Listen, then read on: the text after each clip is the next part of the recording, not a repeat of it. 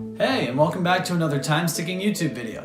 Today we're going to be talking about the Timex Iron Man wristwatch and a bit of its origin story. So stick with us through this intro and we're going to have a look at this timepiece with you.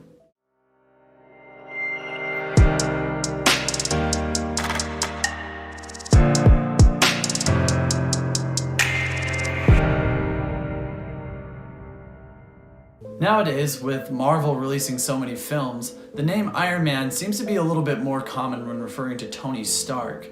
However, Timex had its foot in the door when the most popular triathlon in history was getting its start. Yes, before beloved film darling Robert Downey Jr. donned the title of Iron Man, Timex took up the namesake, and it was a successful venture.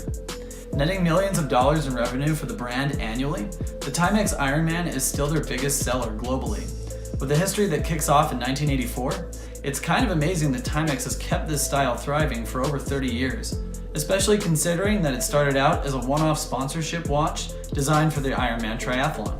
So naturally, the history of this wristwatch is tied with the history of the Timex Triathlon proper. The premier Ironman Triathlon took place in 1978 on the island of Oahu. Back then it was a much more private event.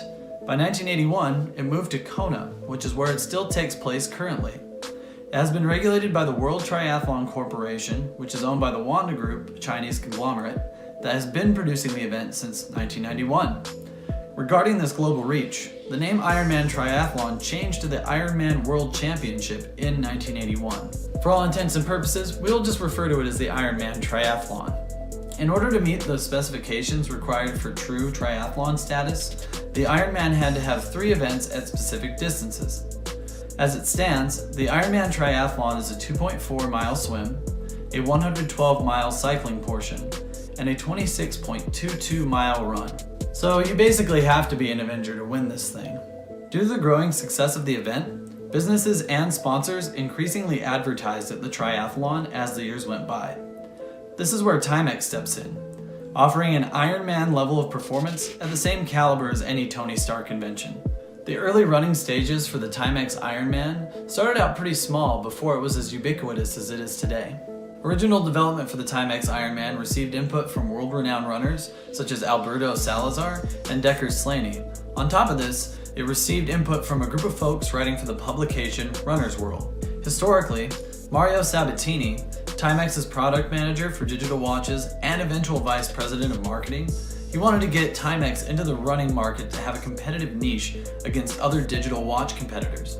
So in 1984, Sabatini took 1,500 of the first Ironman watches down to Hawaii to get a feel for the market. Of the 1,500 of them he took to sell to the runners, all 1,500 sold out rapidly at just $34.95 a pop. By 1986, due to how well the first Ironman watches were received, Timex began full production on the triathletic watch. Because of its simplicity and toughness, with a light price tag to boot, the Ironman took off like a rocket. In 1992, the Timex Ironman received its first really big upgrade by implementing Indiglo technology, which is now synonymous with the Timex brand. It replaced their old LED lights and made for a much easier to read display both day and nighttime. Originally, the Indiglo Iron Man was a Kmart exclusive in '92, but by 1993, it hit a much wider market to industry fanfare. From there, the ladies' version got the Indiglo treatment in 1994. Glowing like an arc reactor, the Indiglo does the name Iron Man proud. In '96, blue-green or all-day Indiglo was introduced. This more reflective Indiglo was abandoned after the rest of the watch market began to copy this tech in the early 2000s. Reliable and durable for years at a time on a single battery, the Iron Man itself, combined with Indiglo tech, is still understandably a go-to for millions of consumers every year to this day. A particularly famous Timex Iron Man fan was actually the 42nd President of the United States, William or Bill Jefferson Clinton. During his time as the governor of Arkansas from 1979 to 1981, all the way up to the White House, Billy loved wearing his Iron Man watches. As his political career skyrocketed and he took over the presidency, Clinton got flack from luxury watch greats like Rolex and Omega for wearing this affordable Timex piece. He was also criticized by publications like the Washington Post for wearing what they considered to be an ugly plastic junker watch, to put it nicely. Eventually, Bill dropped his Iron Man watches in 1994, around the anniversary of D-Day. To give them a fitting presidential retirement, he has some of his early Timex Iron Man watches donated to the Smithsonian. Though most Timex clientele isn't as socially prominent, the Timex Iron Man itself is just as ubiquitous as any famous name or politician. Its popularity is based on its true ability to perform under Iron Man level conditions. Unfortunately, Timex has yet to strike a deal with Marvel to give us a comic book themed version of these watches.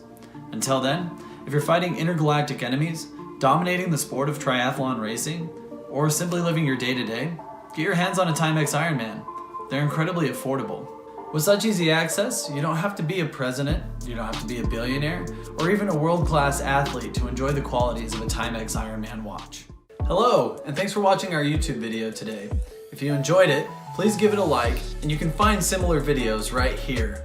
For more new and interesting content from Time Sticking on our channel, please subscribe at the link here. And for more information about wristwatch repair and watch maintenance generally, you can find us at timesticking.com. Thanks so much and have a great day.